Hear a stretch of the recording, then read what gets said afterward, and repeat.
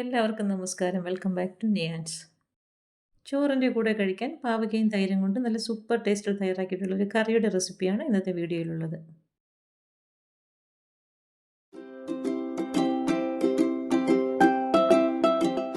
ഈ കറി തയ്യാറാക്കുന്നതിന് വേണ്ടി ഇടത്തരം വലുപ്പത്തിലുള്ള ഒരു പാവയ്ക്ക നന്നായിട്ട് കഴുകി വൃത്തിയാക്കി എടുത്തിട്ടുണ്ട്.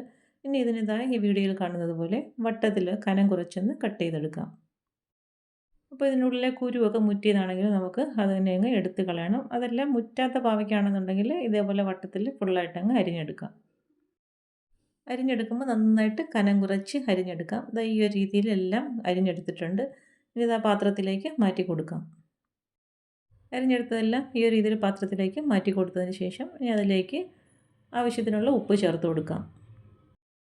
ഇനി അതിലേക്ക് ഒരു നുള്ളു മഞ്ഞൾപ്പൊടിയും 1/4 ടീസ്പൂണോളം മുളക് പൊടിയും കൂടി ചേർത്ത് കൊടുക്കാം. ഞാൻ കാശ്മീരി മുളക് പൊടിയാണ് ചേർത്ത് കൊടുത്തിരിക്കുന്നത്. ഇതാ ഇതുപോലെ നന്നായിട്ടൊന്ന് തിരുമ്മി മുളക് പൊടിയും മഞ്ഞൾപ്പൊടിയും ഉപ്പുമൊക്കെ പാവയ്ക്കയിൽ നന്നായിട്ടൊന്ന് പിടിക്കത്തക്ക രീതിയിൽ ഇളക്കി കൊടുക്കാം. ഈ ഒരു രീതിയിൽ മസാലയും മിക്സ് ചെയ്ത് കൊടുത്തതിന് ശേഷം മാറ്റി വയ്ക്കാം. ഇനി നമുക്കിതിലേക്ക് വേണ്ടത് തൈരാണ്. അപ്പോൾ 1 കപ്പ് തൈര് ഒരു ബൗളിലേക്ക് ഒഴിച്ചു കൊടുക്കാം. ഇനി അതിലേക്ക് ആവശ്യത്തിനുള്ള ഉപ്പും കൂടി ചേർത്ത് കൊടുക്കാം.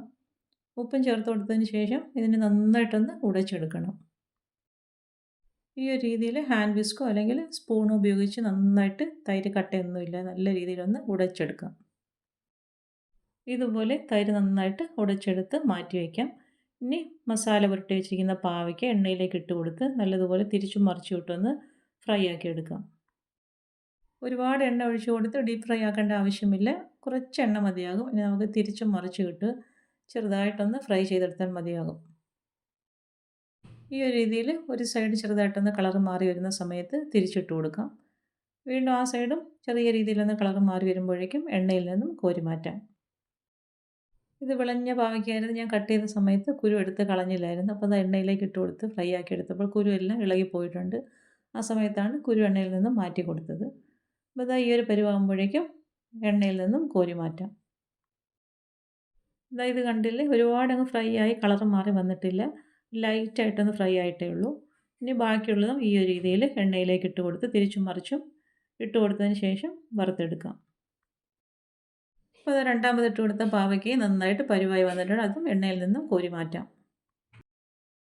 അപ്പോൾ അത് നമ്മൾ അരിഞ്ഞ് വെച്ചിരുന്ന പാവയ്ക്കയെല്ലാം ഫ്രൈ ആക്കി എടുത്തിട്ടുണ്ട്. ഇനി നമുക്കിത് തൈരിലേക്ക് ചേർത്ത് കൊടുക്കണം. അപ്പോൾ നമ്മൾ നേരത്തെ ഉടച്ച് വെച്ചിരിക്കുന്ന തൈരിലേക്ക് ഈ പാവയ്ക്ക ചേർത്ത് കൊടുക്കാം. ഇനി നമുക്ക് മുളകും കൂടി വറുത്തെടുക്കേണ്ടതുണ്ട്. അപ്പോൾ ആ എണ്ണയിൽ തന്നെ 2 പച്ചമുളകും കൂടി വറുത്തെടുക്കാം. പാവയ്ക്ക ഇതേപോലെ തൈരിലേക്ക് ഇട്ട് കൊടുത്തതിന് ശേഷം നന്നായിട്ടൊന്ന് തൈരിനുള്ളിലേക്ക് ആക്കി കൊടുക്കാം. ഇപ്പോൾ ഇതാ വറുത്ത പാവയ്ക്കയെല്ലാം തൈരിനുള്ളിലേക്ക് നന്നായിട്ട് താഴ്ത്തി വെച്ചിട്ടുണ്ട്. ഇനി നമുക്ക് അത് അടച്ച് വെച്ച് മാറ്റി വയ്ക്കാം. ഇനി ചട്ടിയിലേക്ക് എണ്ണ ഒഴിച്ച് കൊടുത്ത് ചൂടായി വരുമ്പോൾ ഇതായി 2 മുളക് ചെറുതായിട്ടൊന്ന് കീറി കൊടുത്തിട്ടുണ്ട്. എണ്ണയിലേക്ക് ഇട്ട് കൊടുത്ത് നന്നായിട്ടൊന്ന് ഫ്രൈ ആക്കി എടുക്കാം. മുളക് ഇട്ട് കൊടുക്കുമ്പോൾ ഫ്ലെയിം നന്നായിട്ട് സിമ്മിലാക്കിയതിന് ശേഷം വറുത്ത് കോരിയെടുക്കണം. അല്ലെങ്കിൽ മുളക് ചിലപ്പോൾ പൊട്ടിത്തെറിക്കും. ഇതാ ഈ ഒരു കളറിൽ ഫ്രൈ ആയി വരുമ്പോൾ എണ്ണയിൽ നിന്ന് കോരി മാറ്റാം. ഇനി ഇതാ വറുത്തെടുത്ത മുളകും കൂടി നമുക്ക് തൈരിലേക്ക് ആക്കി കൊടുക്കാം. ഇനി അതിനുള്ളിലേക്ക് ഇങ്ങനെ ഒന്ന് താഴ്ത്തി വെച്ച് കൊടുക്കാം.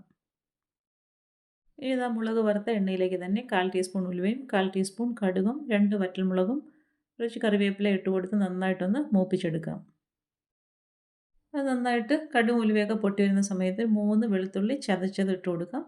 4-5 ചെറിയ ഉള്ളി ചതച്ചതും കൂടി ഇട്ട് കൊടുക്കാം. ഇനി നന്നായിട്ടൊന്ന് വഴറ്റിയെടുക്കാം. ആ ഇട്ട് കൊടുത്ത ഉള്ളിയും വെളുത്തുള്ളിയൊക്കെ നന്നായിട്ട് മൂത്ത് വരുമ്പോൾ അതിലേക്ക് ഒരു നുള്ളു മഞ്ഞൾപ്പൊടിയും കൂടി ചേർത്ത് കൊടുക്കാം.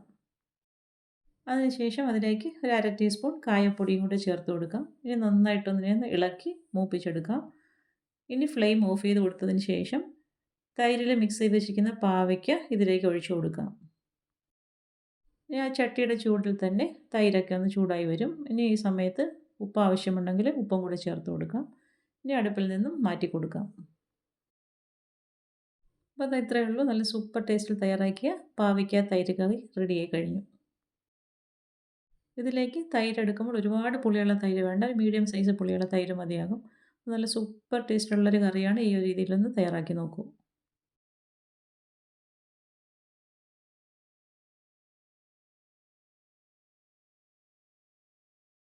അപ്പോൾ ഇന്നത്തെ വീഡിയോ ഇത്രയേ ഉള്ളൂ. ഇഷ്ടമായ ലൈക്ക് ചെയ്ത് സബ്സ്ക്രൈബ് ചെയ്ത് സപ്പോർട്ട് ചെയ്തേക്കൂ. വീണ്ടും അടുത്ത വീഡിയോയിൽ കാണുന്നത് വരെ bye from Niyans. Thanks for watching.